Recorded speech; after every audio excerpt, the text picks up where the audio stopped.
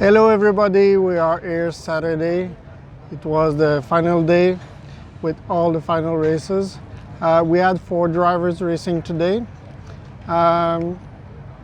Today we got a fantastic result. Yeah, we finally got another Canadian junior on the podium with Jason Young. Finished 5th on track, but a couple of people with penalties and a disqualification in front of him meant that he moved himself up onto the podium. And in all fairness, he was up into, I think, 2nd at one point in the race or 3rd, and he should have finished on the podium in terms of being out there on track in track position.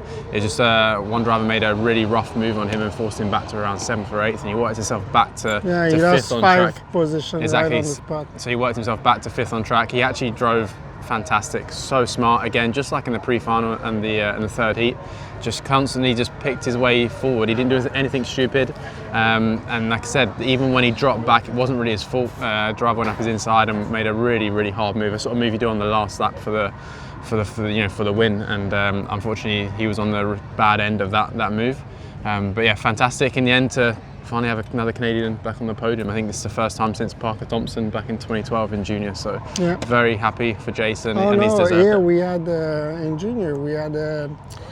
Okay, Justin Thomas. Yeah, Minimax. It was a mini? Yeah, it was Minimax. Oh, sorry. You cut that out. Okay. Oh, last year you finished 4th in junior. Yeah. That's correct. Out of that, we had Kieran Hartley, who was a Minimax, finished 17th. Yep. We also had Justin Sarno Jr. He finished 32nd. Yeah, 32nd. Yeah. He had the pace, he was there, but it's always the same thing, crashes, contacts everywhere on the track. It's not necessarily his fault, but it's super tight racing, so.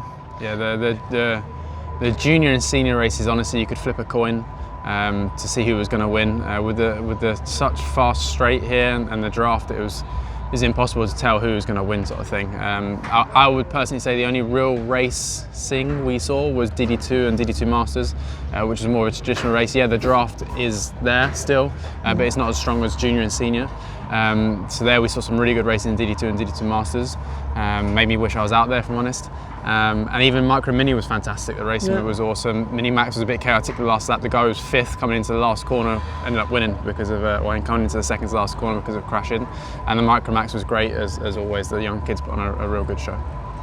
So we also had Jared Freeston in the DD2 Master. He had a very good started 24th, he climbed up to 17th in the first 2 laps, but unfortunately the crash just ended his race at this moment. Yeah, and that was one of those things, again, I hate to say it, but it kind of wasn't his fault.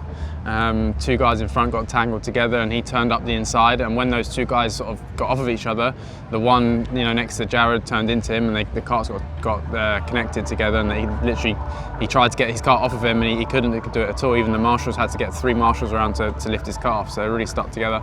And he had really strong pace as well. Those first 3-4 laps was insane. He was running the same speed as the leaders, so for sure with the way the race would have gone, he would have continued to move forward and he was on fire. Yeah, he was really fast, and he came in with the right attitude today. He said to me last night that today was just a bonus, and I think that just the pressure went and he relaxed, and he was so fast the first few laps.